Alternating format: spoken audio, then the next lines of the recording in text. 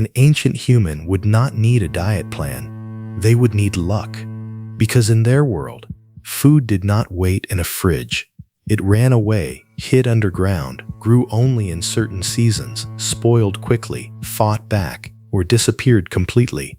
So here is the strange question. Did ancient humans ever get fat? Or is body fat mostly a modern problem, created by supermarkets, soft chairs, delivery apps, and food that never stops appearing? The answer is not simply yes or no. Ancient humans could absolutely store body fat. In fact, they needed to. Fat was not a failure, it was survival.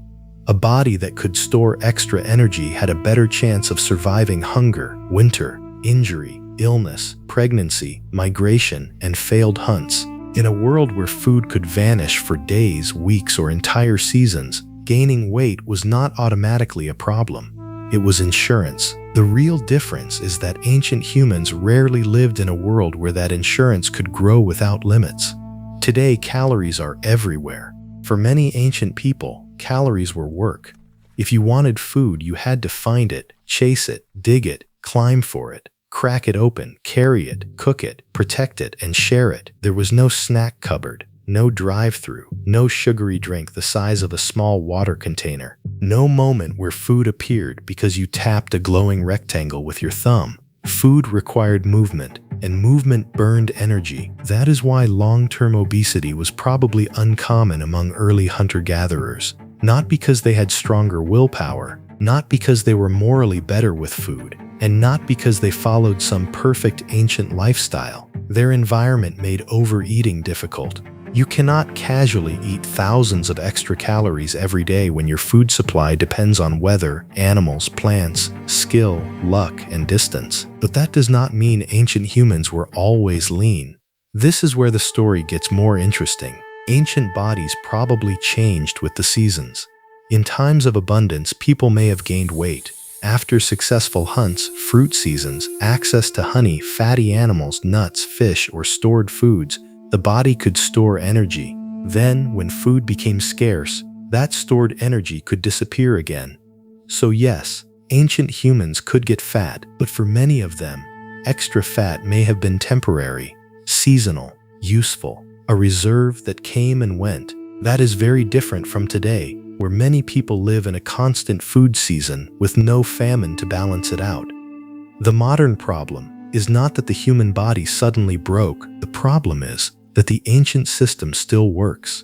It works too well. Our bodies still store energy as if hunger might return next week. But for many people, hunger never comes. The hungry season has been replaced by another full fridge. That is the mismatch. An ancient body living in a modern food world. But ancient humans were not all the same. A hunter-gatherer walking for hours, carrying tools, tracking animals, gathering plants, and living with uncertain food probably had fewer chances to stay overweight for long. But later, ancient societies were different. Once humans began farming, storing grain, living in villages, and creating social hierarchies, food became more predictable for some people and more unequal for others. Agriculture changed everything. It created stored calories. Grain could become bread, porridge, beer, and food reserves. Food could be taxed, traded, controlled, saved, and eaten in ways that were less tied to daily hunting or gathering. And once there were kings, priests, nobles, landowners, merchants, and elites, some people had access to much more food than others. That is where long-term obesity becomes more possible. A poor farmer might work hard and eat a simple diet. An elite person might have more grain, more meat, more alcohol, more servants, more feasts, and less physical labor. In some ancient cultures, a larger body could even signal wealth, fertility, beauty, power, or protection from hunger. A body with extra fat could say, "I have access to food. I am not starving. I am safe enough to store energy." So ancient obesity was probably not impossible. It was just not common for everyone. For most of human history, staying heavy for long periods required unusual conditions: steady food, lower activity, high status, illness, disability, pregnancy, or an environment where calories were easier to access. And ancient people did understand body size. Some prehistoric figurines show very large human bodies, especially female bodies, with exaggerated bellies, breasts, hips, and thighs. People still debate what these figures meant. They may have represented fertility, survival, pregnancy, beauty, spirituality, status, or something else entirely. We should not treat them like photographs of everyday life, but they show that ancient humans noticed body fat.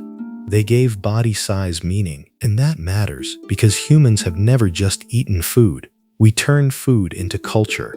A successful hunt was not just calories, it was celebration.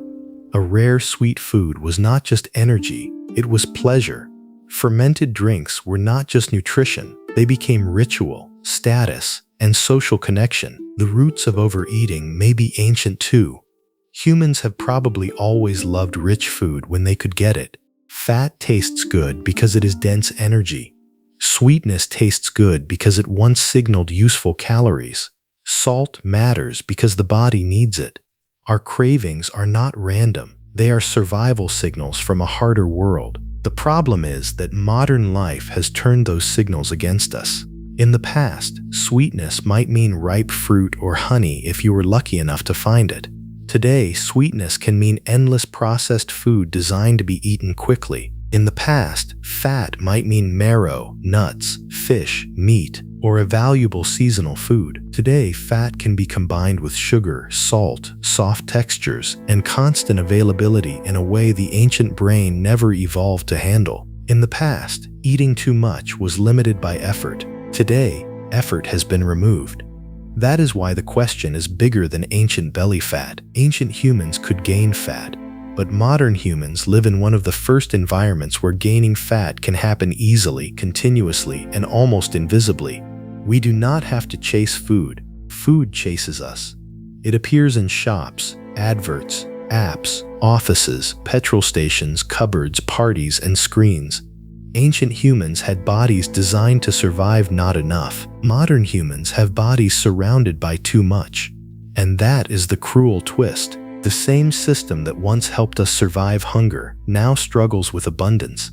A body that stores fat quickly was useful when food was uncertain. A brain that craved sugar and fat was useful when those foods were rare. A habit of eating when food appeared was useful when the next meal was not guaranteed.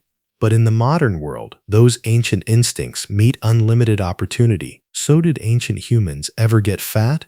Yes, some probably did, especially when food was abundant, movement was lower, status was higher, or societies became more settled. But most ancient humans did not live in a world where extreme weight gain could become common. Their environment pushed back, hunger pushed back, distance pushed back, work pushed back, seasons pushed back. Today, much of that pushback is gone, and that may be why this question matters. It is not really about whether ancient humans could gain weight. It is about why modern humans struggle with a body designed for another world. We are not separate from ancient humans. We are ancient humans with delivery apps. We still carry the same old survival machinery, cravings, fat storage, hunger, reward, comfort, and the deep fear of scarcity written into the body. The ancient human body was not stupid. It was brilliant. It learned how to survive a world where food could vanish. But now it lives in a world where food never stops arriving. And sometimes, survival systems become problems only after the danger they were built for disappears.